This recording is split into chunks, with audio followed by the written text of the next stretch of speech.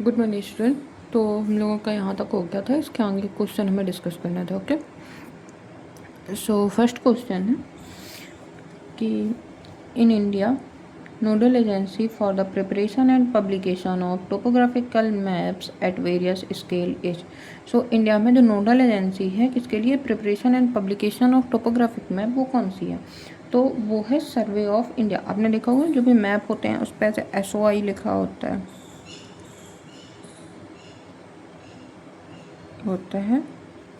Survey of India. Geological survey of India नहीं, only survey of India, और वो option यहाँ पे है नहीं, so none of the above हो जाएगा।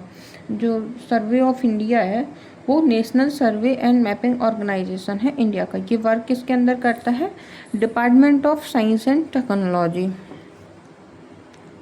Comes under department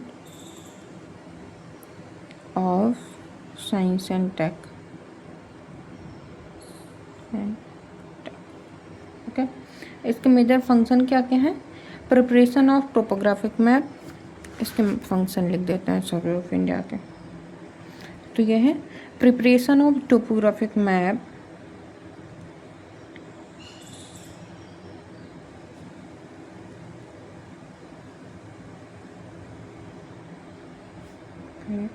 maps. Second, geodetic survey,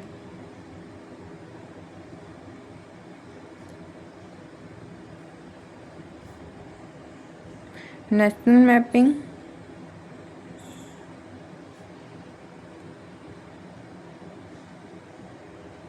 boundary survey,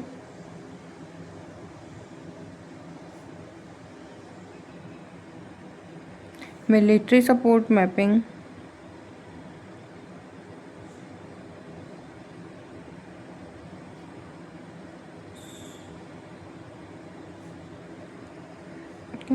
and digital cartography.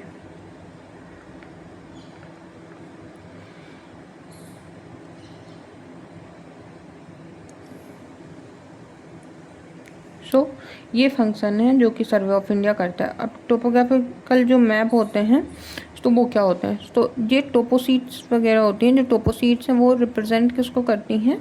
जो relief, drainage, road, settlement, forest, contour, landform, इन सबको जिसमें शो किया जाता है उनको हम बोलते हैं topographical map.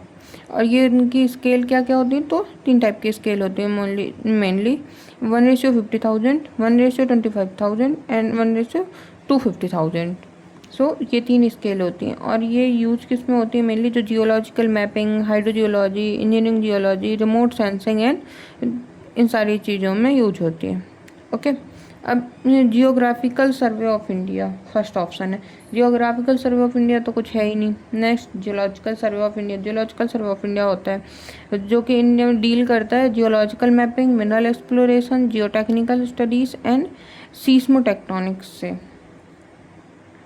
So geological survey of India किससे किससे काम करता है? GSI। इसके वर्क है geological mapping,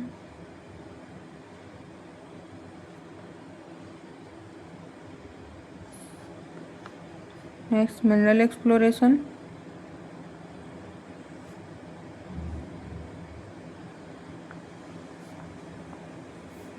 third geotechnical studies,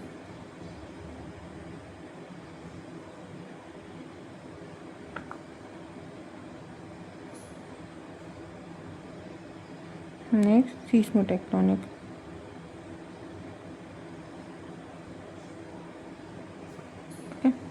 next है geological society of India. So geological society of India क्या है?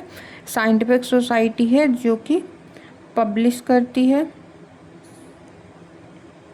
क्या, जर्नल्स वगैरह। जैसे आप PhD करेंगे तो वो जर्नल्स वगैरह पब्लिश करनी होती है। जैसे भी हम PhD कर रहे हैं तो जर्नल्स वगैरह पब्लिश करनी होती हैं, तो उसके लिए जियोलॉजी की journals geological society of India में भी पब्लिश होती हैं। सो ये जर्नल पब्लिश करता है एंड प्रमोट करता है रिसर्च। सो प्रमोट्स जियोलॉजिकल रिसर्च। ये मैपिंग एजेंसी नहीं है, सो नन ऑफ दी अबव हो जाएगा हमारा करेक्ट ऑप्शन। इसके अलावा कुछ और हैं, जैसे इसरो है। इसरो क्या करता है? रिमोट सेंसिंग एंड सैटेलाइट से रिलेटेड है, सभी को पता होगा।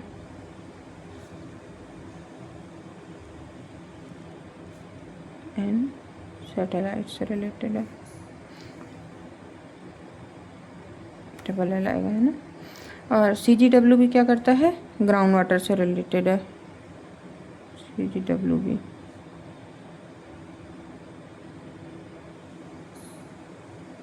Ground water. और NATMO होता है, ये थीमेटिक मैप जनरेट करता है,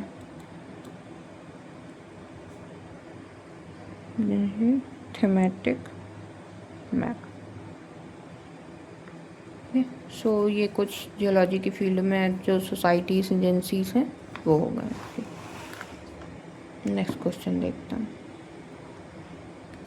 सो नेक्स्ट है, in Brunton compass the circular spirit level, या फिर जिसको हम बोलते हैं bull's eye level, is use to ascertain the vial, फिर उसके बाद में the vial the elongated spirit level clinometer level is use to major.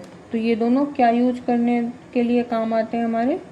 जो हॉरिजेंटली है वो बुल्स आई लेवल किसके लिए होता है? जब आप रखते हो ना तो उस पर एक बबल टाइप का होता है, वो बबल किस लिए आप बैलेंस करते हैं? उसकी हॉरिजेंटलिटी देखने के लिए कि वो कितना किस टाइम पे हॉरिजेंटल हो गया। एंड जो क्लाइनोमीटर होता है वो एंगल ऑफ इंक्लिनेशन देखते हैं उससे। ब्रंटन कंपास है वो यूज किस लिए होता है? सो ब्रंटन एक पॉकेट ट्रांजिट है जो कि जियोलॉजिकल फील्ड इंस्ट्रूमेंट है। यूज होता है strike measurement, dip measurement, bearing, plunge, trend और इंक्लिनेशन के लिए। ओके, अब जो सर्कुलर स्पिरिट लेवल है या फिर बुल्स आई लेवल है वो क्या मेजर करता है? हॉरिजॉन्टली मेजर करता है। सो ये इंश्योर करता है कि जो इंस्ट्रूमेंट है वो परफेक्टली हॉरिजॉन्टल हो। और इम्पॉर्टेंट कितना होगा? जब स्ट्राइक की रीडिंग ले रहे होंगे या बियरिंग ले रहे होंगे तो उसमें। और जो इंक्लिनेशन एंगल है या फिर जो क्लाइनोमीटर का लेवल है वो dip angle, slope angle and plunge angle को मेजर करता है।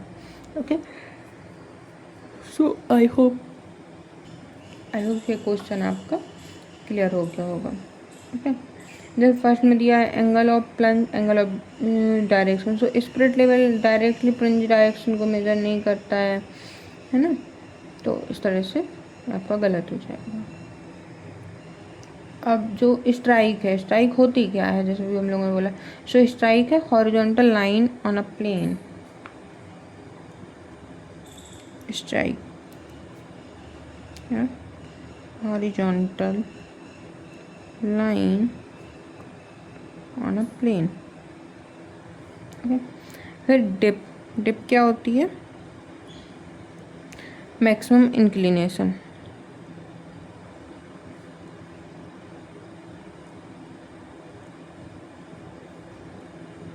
के बाद में डिप डायरेक्शन क्या है? Direction of dip. Trend, trend क्या होता है? Direction of linear feature.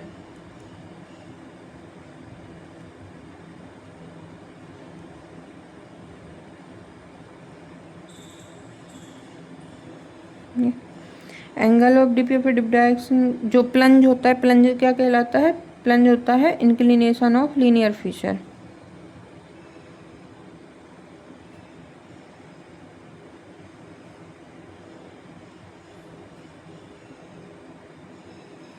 Linear feature. Okay, so I hope ये वाला भी आपको क्लियर होगा अभी।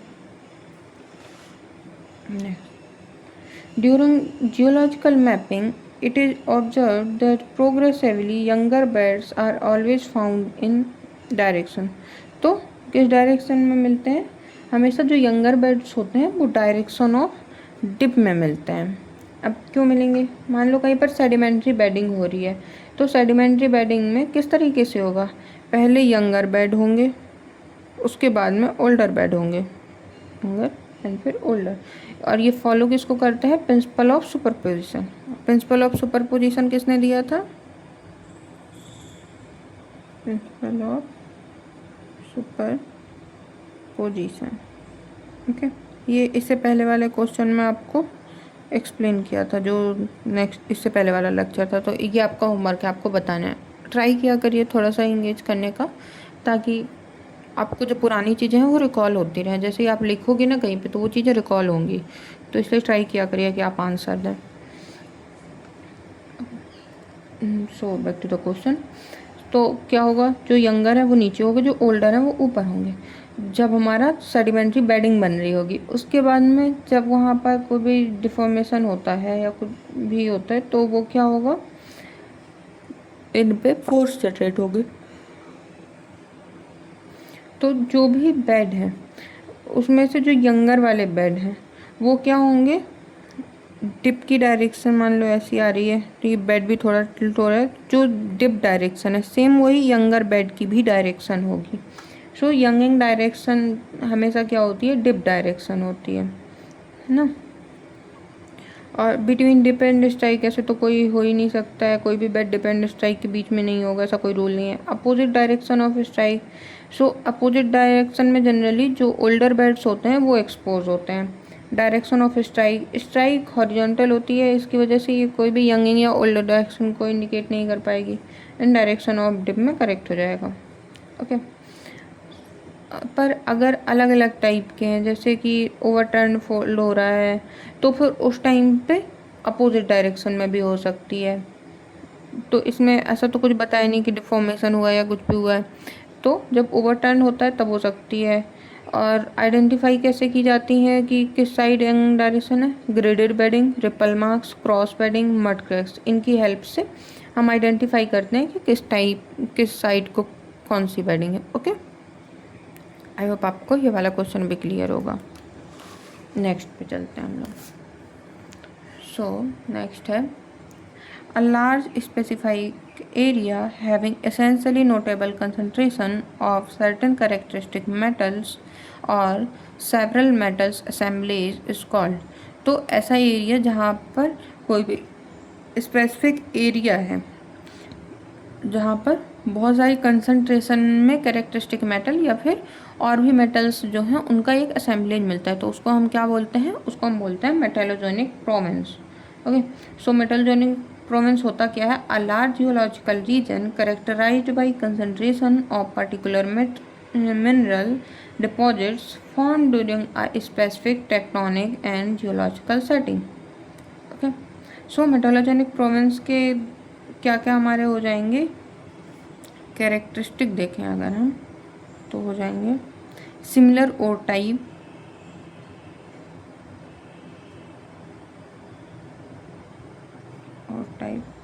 नेक्स्ट सिमिलर एज, जितने भी वहाँ पे मिल रहे हैं mineral deposit, common tectonic origin,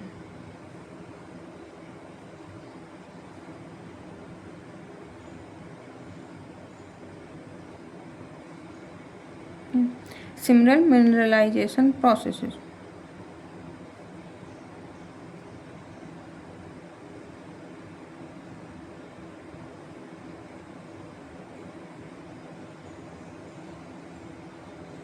okay, तो ये हो जाएंगे। जैसे सिंगभूम है, सिंगभूम में कॉपर, यूरेनियम एंड आयरन का मिलता है मिनरलाइजेशन।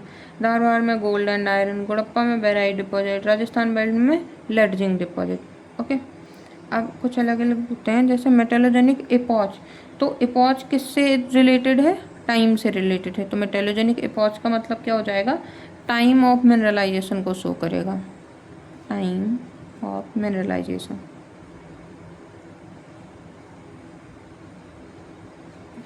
मेटलोजेनिक प्रोविंस एरिया को करेगा, और जो मेटलोजेनिक इरा होगा, इरा किसको करेगा, ब्रॉड जियोलॉजिकल एज को करेगा।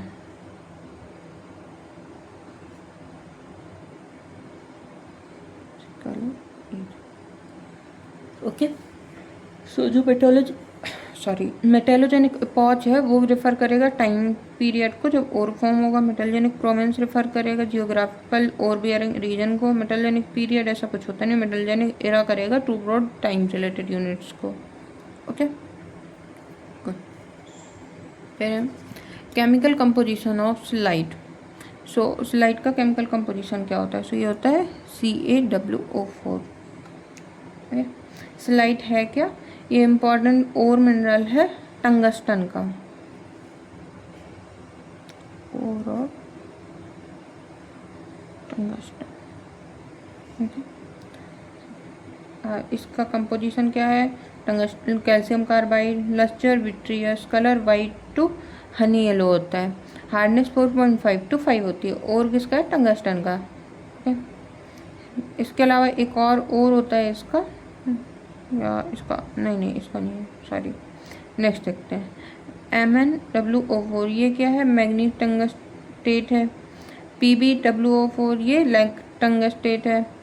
FeMn ये क्या है? वोल्फ्रामाइट है। ये भी अनदर और टंगस्टन का है, यही याद आ रहा था हमें, वोल्फ्रामाइट, ये अनदर और ऑफ टंगस्टन। ओके। और इसके अलावा एक होता है कैसेटेराइट।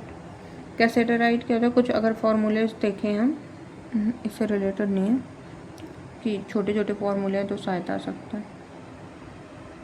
कैसेटेराइट तो है SnO2। फिर क्रोमाइड का होता है, उसका देख लीजिएगा, गैलेना का। तो गैलेना क्या होता है? PbS। Okay.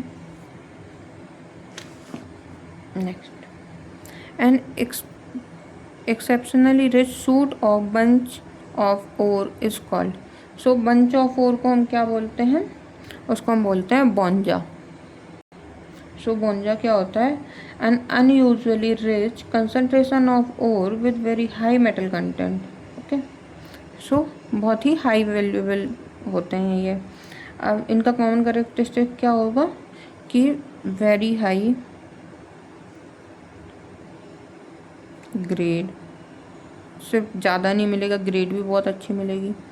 Next, localised enrichment.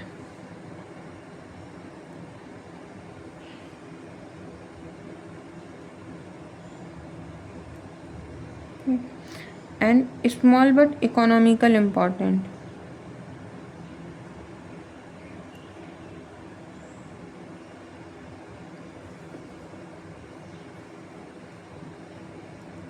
है ना? सो ये होता है बोंजा। पिच क्या है? पिच इंक्लिनेशन या फिर ट्रेंड को इंडिकेट करती है। बोंजा एक्सेप्शनली रिच और जोन हो गया। चिमनी क्या है? चिमनी वर्टिकल और बॉडी या फिर पाइप लाइक डिपॉजिट होते हैं। किडनी रेफर करता है राउंडेड मसल्स को, नॉट एक्सेप्शनली रिच सूट्स को। ओके। नेक्स्ट, हसेतु बंधन belt of Jharkhand is known for. ये किसके लिए होता है? सो जो हसेतु बेल्ट बंधन है, इस पे लेड जिंक डिपॉजिट्स मिलते हैं। ओके। इसके अलावा जो मेजर लेड जिंक डिपॉजिट है वो कहाँ पे मिलते हैं?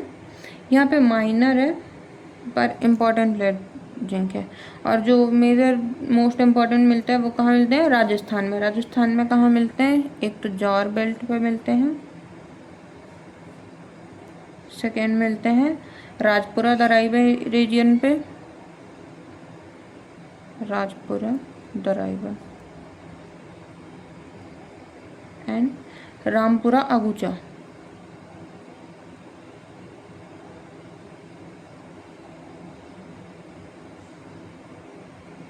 ओके। सो इन रीजन पे मिलते हैं। इनका जियोलॉजिकल सिग्निफिकेंस क्या है? जो लेड जिंक डिपॉजिट है वो कॉमनली एसोसिएटेड होते हैं with the hydrothermal activity, fractures control, mineralization, sulphide rod bodies and proterozoic sedimentary sequence के साथ में। ओके।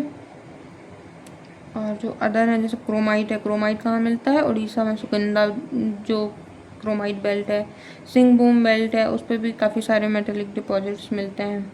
जो सुकिंदा क्रोमाइट, राजस्थान का जौर एरिया होता है lead zinc, Rampura Agucha Rajasthan lead zinc, Jhamar Kotra Rajasthan में क्या मिलता है? Rock phosphate. इसका भी एक क्वेश्चन आया था झमार कोतरा राजस्थान वाले का। ओके। सो आई होप यह भी क्लियर होगा।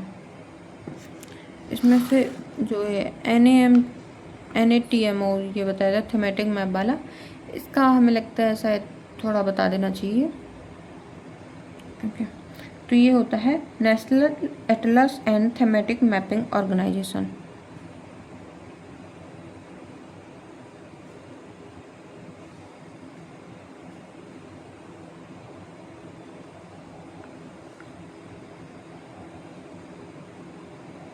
Mapping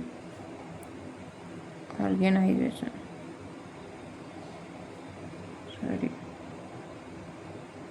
organisation. ओके, इसका हेडक्वार्टर कहाँ पे है? कोलकाता। और ये किसके अंडर वर्क करता है? Department of science and technology, government of India. ये क्या क्या करेगा? जनरेट थीमेटिक मैप जनरेट करता है, survey of India topographic map करता है, और NATMO थीमेटिक मैप करता है, जैसे population, climate, soil, agriculture, economic, cultural, resources, ये सारे मैप्स को जनरेट करता है। ओके, सो आई होप अभी क्लियर होगा। ये physical geography, demography, economics, environment and resource, ये सारी चीज़ों को करता है। ठीक, अपने आप में इंक्लूड करता है। इसका फुल फॉर्म बताना रह गया था। So thank you so much for watching this lecture. आगे क्वेश्चन हम लोग नेक्स्ट लेक्चर में डिस्कस करेंगे। ओके।